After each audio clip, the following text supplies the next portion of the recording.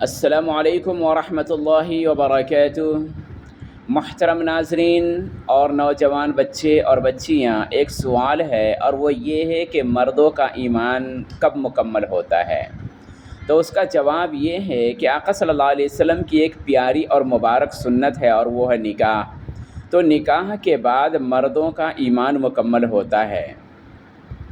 شادی ایک بہت بڑی جواب دہی اور ذمہ داری کا نام ہے، اس لیے اس سے پہلے چند باتوں کا خیال رکھنا ضروری ہے، اور وہ یہ ہے کہ جس کو جیون ساتھی بنانا چاہتے ہیں وہ اور بذات خود یعنی لڑکے اور لڑکیاں دونوں کے اندر دینداری ہونا لازم اور ضروری ہے، اس لیے کہ شادی کا مقصد صرف خواہشات پورا کرنا نہیں ہے بلکہ ایک نئی نسل کو وجود بخشنا ہے۔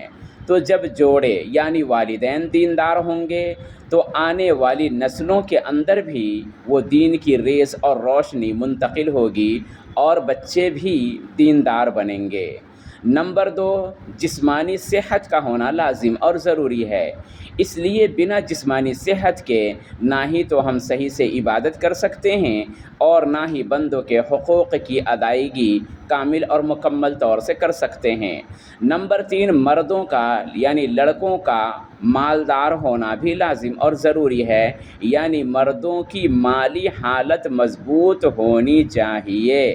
تو یہ چند باتیں ہیں شادی سے پہلے، اس کا خیال رکھیں۔ اللہ خوش رکھے، آباد رکھے، سرسبز و شاداب رکھے، آمین۔ السلام علیکم ورحمۃ اللہ وبرکاتہ۔